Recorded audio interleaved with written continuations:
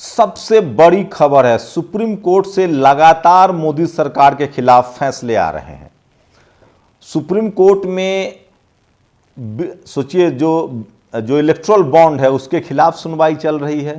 Supreme court में आज बिल्किस बानो पर फैसला सुरक्षित रख लिया गया, लेकिन सुप्रीम कोर्ट ने टीका टिप्पणी की है कि आखिर बिल्किस बानो के दोषियों को माफ कैसे कर दिया गया। क्या है पूरी खबर। चंद्रशेखर को आज मध्य प्रदेश के ग्वालियर में डिटेन किया गया, बाद में उनको राजस्थान लाकर छोड़ दिया गया। गुर्जर समाज पर जो केस दर्ज किए गए हैं उसके खिलाफ वो मार्च करने गए थे, वो भी बड़ी खबर है। देवरिया में जिस तरह से यादव फैमिली को अब फंसाया जा रहा है, प्रेम यादव जो मर गए, जिसका घर पर नोटिस चस्पा है, उसके खिलाफ एक सेना के जवान का वीडियो वायरल हो रहा है। वहीं इजराइल के पक्ष में इजराइल के खिलाफ 22 मुस्लिम देश खड़े हो गए हैं। सोचिए, उनका कहना है कि या तो इजराइल युद्ध बंद करे फिलिस्तीन के खिलाफ, नहीं तो हम इसमें शामिल हो जाएंगे। बिहार में एक रेल एक्सीडेंट हुआ, अभी 2 दिन पहले जंतर मंतर पर धरना चल रहा था, जिसमें जो लोको पायलट है वो कह रहे थे कि हमें आराम नहीं मिल रहा है, काम के घंटे बढ़ गए हैं। मीना ने एक ट्वीट किया है कि किस तरह से रेलवे में वैकेंसी नहीं निकल रही, तो क्या जो ड्राइवर हैं, जो स्टाफ है, उस पर काम का दबाव है। तेलंगाना में लगातार आरएस परवीन शानदार परफॉर्मेंस कर रहे हैं। तो ये तमाम बड़ी खबरें हैं आज की जो सोशल मीडिया पर वायरल है, एक एक करके बताऊंगा। और ये एक वीडियो आप देख लीजिए, टीवी अखबार देखने की आपको जरूरत नहीं पड़ेगी। वो तमाम खबरें जो आपसे छुपाई जाती है, नेशनल दस्तक आपको दिखाता है, और ये वो खबरें हैं जो आपके लिए बहुत ज्यादा जरूरी है। तो सबसे पहले एक एक करके मैं आपको खबरें बताऊंगा, वो खबरें जो आपके लिए इंपॉर्टेंट है, और पूरा का पूरा विश्लेषण। सोचिए, सोशल मीडिया पर आज सबसे बड़ी जो खबर है बिल्किस बानो को लेकर। बिल्किस बानो को लेकर एक बड़ा फैसला आया है, और उसमें सुप्रीम कोर्ट ने कहा है, टीका टिप्पणी है, फैसला सुरक्षित रख लिया गया है। यह दोषी माफी के योग्य कैसे बने। यह दोषी बिल्किस बानो केस में सुप्रीम कोर्ट का फैसला सवाल है, फैसला सुरक्षित रख लिया गया। कोर्ट ने कहा, हम सजा में छूट के खिलाफ नहीं है, क्योंकि कानून में इसे स्वीकार किया गया है, लेकिन यह स्पष्ट किया जाना चाहिए कि यह दोषी कैसे माफी के योग्य बने। तो बिल्किस बानो मामले में 11 दोषियों को रिहाई को चुनौती दी गई थी। सुप्रीम कोर्ट ने फैसला सुरक्षित रख लिया है। इस दौरान सुप्रीम कोर्ट ने सवाल किया कि आखिर ये दोषी माफी के योग्य कैसे बने। इन्हें पिछले साल गुजरात सरकार द्वारा रिहा कर दिया गया था। उसी तरह से सोचिए किस तरह से आपको बता दें कि जो बिल्किस बानो का मामला है वो सुप्रीम कोर्ट में, इलेक्ट्रल बॉन्ड का मामला भी सुप्रीम कोर्ट में है। तो अगर सुप्रीम कोर्ट ने इलेक्ट्रल बॉन्ड पर रोक लगा दी और हिसाब किताब कर लिया तो भी बीजेपी की मुश्किलें बढ़ेंगी। और ये तस्वीरें चंद्रशेखर आजाद रावण की, आज उनको डिटेन किया गया था, वो ग्वालियर में पैदल यात्रा कर रहे थे। उसके बाद उनको राजस्थान मध्य प्रदेश बॉर्डर पर राष्ट्रीय अध्यक्ष को छोड़ दिया गया है। ये तस्वीरें हैं, उनको बॉर्डर किया था। दरअसल हाल ही में एक प्रदर्शन हुआ था, जिस प्रदर्शन के दौरान गुर्जर समाज के लोगों पर बहुत सारे एफआईआर किए गए थे, और उसी एफआईआर से नाराज होकर आपको बता दें कि गुर्जर समाज ने आज एक प्रोटेस्ट मार्च किया था। मध्य प्रदेश में चुनाव है, और अगर इसी तरह से किसानों की नाराजगी रही तो बीजेपी की मुश्किलें जो हैं वो बढ़ सकती हैं। तो ये सबसे बड़ी खबर है जो सोशल मीडिया पर आज वायरल है, और एक एक करके खबर बताऊंगा। सोचिए, मध्य प्रदेश में, राजस्थान में लगातार अपने ही कार्यकर्ता बीजेपी का विरोध कर रहे हैं। ये भी सोशल मीडिया पर वायरल खबर है। आरजेडी ने 2 बहुजन महिला को अपना प्रवक्ता बनाया। कंचना यादव जेएनयू की छात्रा हैं, और उसके बाद भारती जो हैं उनको भी उन्होंने अपना प्रवक्ता बनाया। इससे लोग कह रहे हैं कि बहुजन समाज सोशल जस्टिस पर अब लौट रहा है, और जिस तरह से ये प्रवक्ता बनाई गई हैं वो शानदार है। नांदेड़ में, महाराष्ट्र के नांदेड़ में जिस तरह से बच्चे मौत के काल के गाल में समा रहे हैं, उसको लेकर भी लोग सवाल है कि जो लोग इजराइल की रिपोर्टिंग कर रहे हैं वो अपने ही देश की रिपोर्टिंग क्यों नहीं करें। तो प्रियंका भारती और कंचना यादव को आरजेडी ने अपना प्रवक्ता बनाया। ये भी सोशल मीडिया पर सबसे ज़्यादा वायरल खबर है। एक और खबर अडानी बिजनेस कॉर्पोरेट की है। अडानी को पछाड़कर अंबानी जो है भारत के सबसे अमीर शख्स बन गए हैं। अडानी दूसरे नंबर पर चले गए हैं। तो सोचिए, ये भी सोशल मीडिया पर सबसे ज़्यादा वायरल खबर है जो मैं आपको बता रहा था। और फिलिस्तीन के लिए इजराइल के सामने खड़े हो गए 22 अरब देश। बोले इजराइल बंद करे हमला वरना फिलिस्तीन के साथ। मोहम्मद मुस्तकीम ने ये ट्वीट किया है। तो सोचिए, आपको बता दें कि भारत के मुस्लिम समाजों की लगातार सिंपैथी मिल रही है।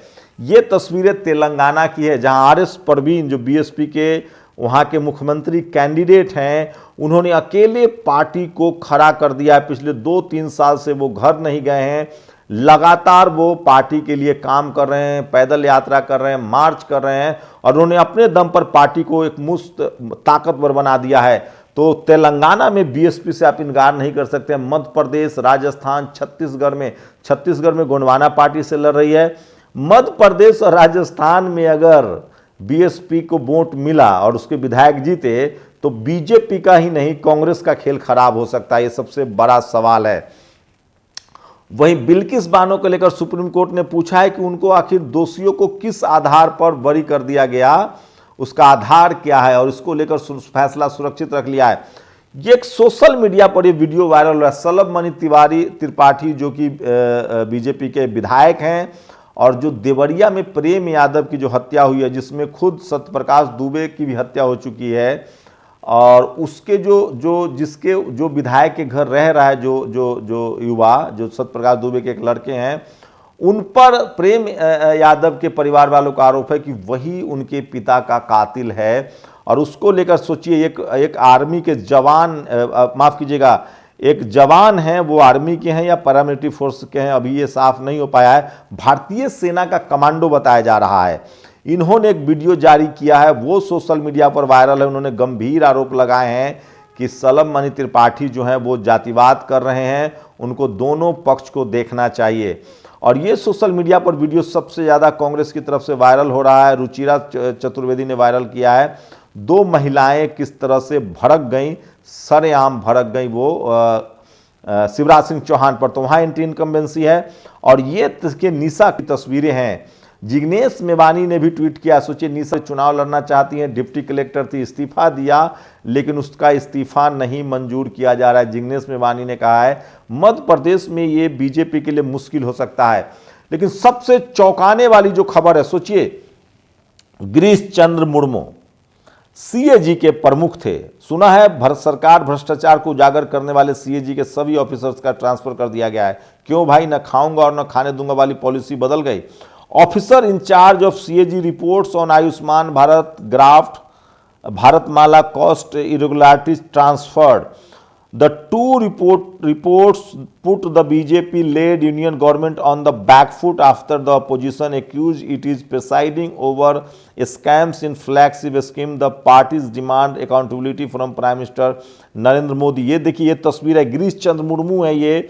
The current CAG ministry of personnel public grievances and pensions Wikimedia Commons जो है। तो सोचिए, बड़ी खबर है। The controller and auditor general CAG has transferred officers including 3 who were consequently involved with the charge of 2 of the 12 that key audit reports by the presented in parliament। तो सोचिए, ये सुना है सरकार के भ्रष्टाचार को उजागर करने वाले सीएजी के सभी ऑफिसर्स का ट्रांसफर कर दिया गया है। क्यों भाई? तो सोचिए किस तरह से आरोप लग रहे हैं। अभी गिरीश चंद्र मुर्मू हैं सीएजी के जो ऑडिटर है। कहा जा रहा है कि कुछ अफसरों का ट्रांसफर हुआ है। The controller and auditor general CAG has transferred officers. कुछ गिरीश चंद्र मुर्मू का ट्रांसफर नहीं हुआ है, कुछ ऑफिसर्स का ट्रांसफर कर दिया गया है। ये भी सोशल मीडिया पर वायरल है खबर। द वायर ने ये रिपोर्ट छापी है।